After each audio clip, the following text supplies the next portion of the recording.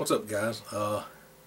Today I'm doing a top 10 list. It's top 10 of my all-time favorite movies. I'm pretty sure my top 10, no one else has movies from my top 10 in their top 10. But maybe you do, maybe you don't. But I'm going to start off here at number 10. It's a Western. And it's one of the best Westerns ever made. Probably, to me, probably the third or fourth best Western ever. At the time it came out, people didn't like it. It's a Howard Hawks film, and that's Rio Bravo. All-star cast in this one. And of course, the screenwriter, one of the screenwriters' name is Lee Brackett, and that name sounds familiar to some people. Lee Brackett is the name of Howard Hawks' wife. She used that name to write screenplays. And also John Carpenter used that name as an homage and a reference in Halloween as the name of the sheriff. And it's just a good movie. Great Western and stuff. If you ain't seen it, check it out. All-star cast, real great. It's 2 hours and 20 minutes, I think, but it don't drag. It's entertaining and it's fun to watch. Number 9 is what you could consider the grandmother of all movies, I guess, in the horror genre. Is Psycho. Alfred Hitchcock's Psycho. And it's a masterpiece. This is not the remake. This is the original. I do not like the one with Vince Vaughn. Vince Vaughn he don't look scary. He looks creepy, not scary, and not creepy in a good way. Anthony Perkins does great in this movie. Now there's a little bit of a glare. I'm gonna try to get this. There's a little bit of a glare from my TV, but it's Janet Leigh, of course, the mom of Jamie Lee Curtis, and it's basically the one that started off. Come out in 1960, near the end of the Universal monster phase. They went into suspense and thrillers from Hitchcock, so really good film in my top 10 because it deserves to be there. These two films are actually 2 and 1 at the tie. It's Halloween and Halloween 2, and of course, like I've said before, they're one film split into 2 parts. Of course, Halloween's a masterpiece, and of course it is, you could say, kind of a light remake of Psycho. Halloween 2 is a good film.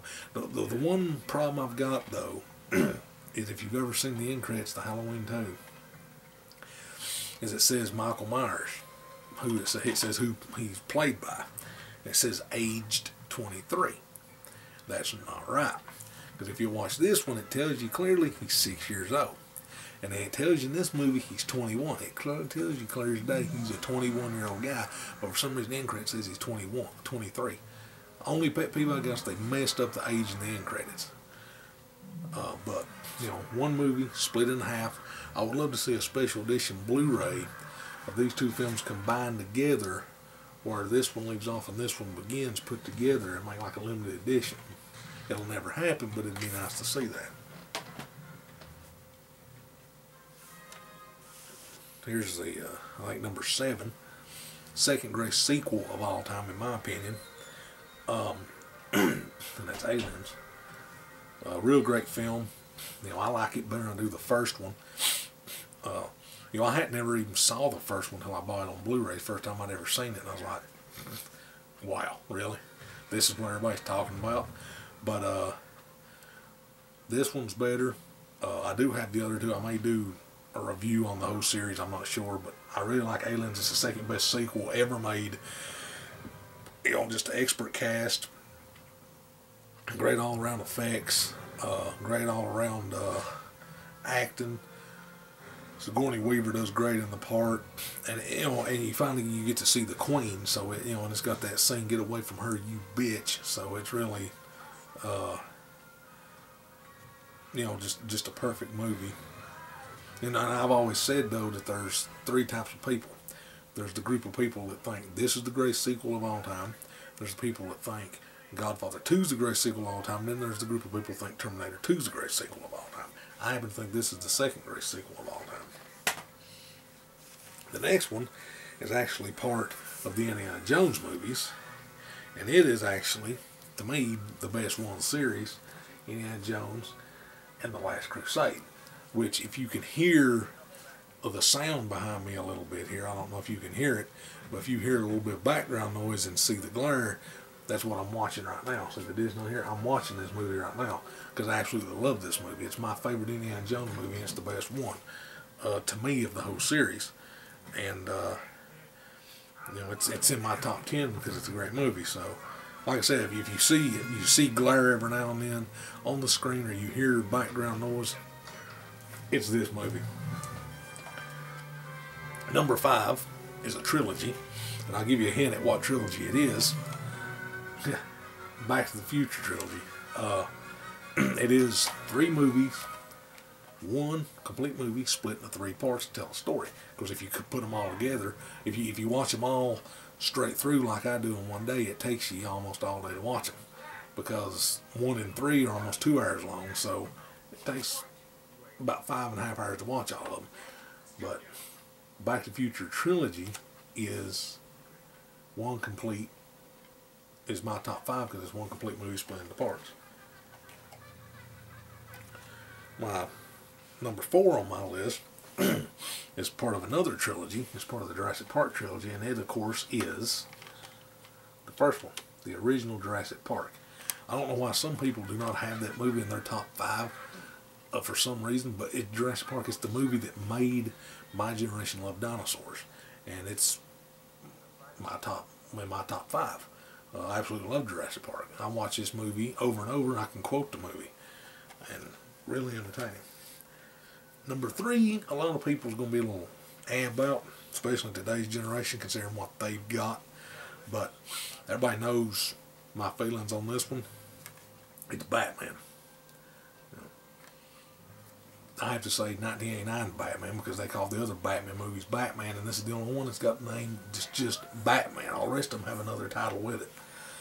It's the best one. A lot of people don't like this movie from this generation, other people, and even some older people.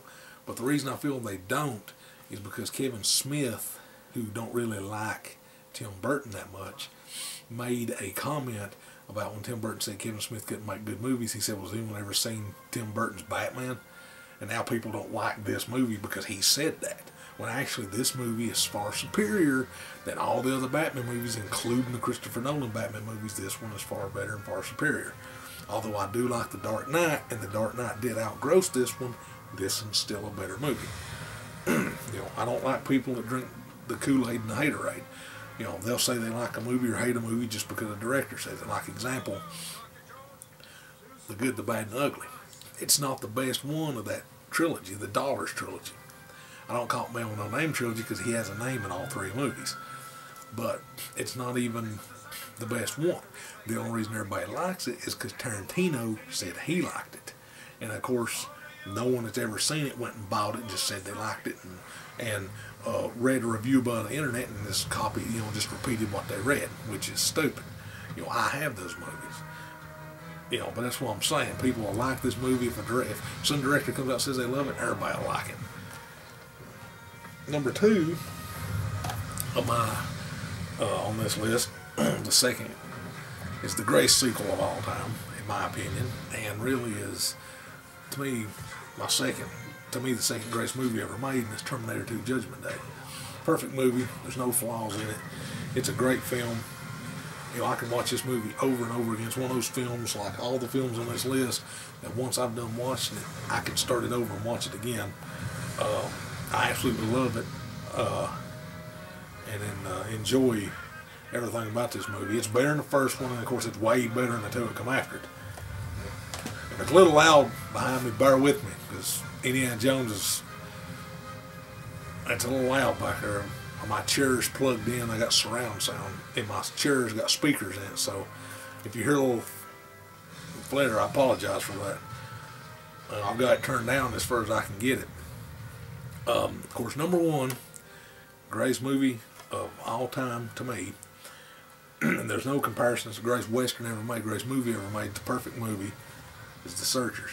This is my all-time favorite film. If I had to be stuck somewhere for a week with 3 movies, I would have this one as one of those movies, and I would probably actually have Terminator 2 and Batman as the other 2. If I had to only pick 3. It's the perfect Western, John Ford's masterpiece. And of course, there's people that I've seen that put this on the list of their top favorite movies just because Scorsese and Spielberg said they liked it. I will say this, and I got friends that could vouch for me on this, that I said this was the greatest Western of all time before Spielberg and Scorsese did. I liked it before they did. They just recently started saying that. I think since as late as 2007, 2008. I've been saying it's the greatest Western of all time before that. So really, they copied me saying that. Now everybody thinks it's a great Western just because they said it. They won't form their own opinion. They're sheep. They won't form their own opinion and watch it for themselves. Watch this movie for yourselves. It's an awesome Western. I highly recommend it. If you don't like Westerns, you watch this movie, you'll love Westerns. But, you know, that was my top 10. My top 10 greatest movies of all time, in my opinion. It's a list that probably no one's got very many of, probably 2 or 3 of those on theirs. I'll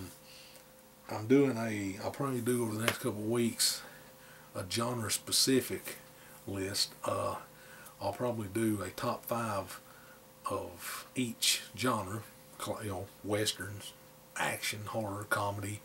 Well, comedy and family have to be mixed together because I don't really have strict family, strict comedy, and most of those movies are, you know, both, and then also sports movies. So I'll be looking for those. I may do those over the next couple of weeks.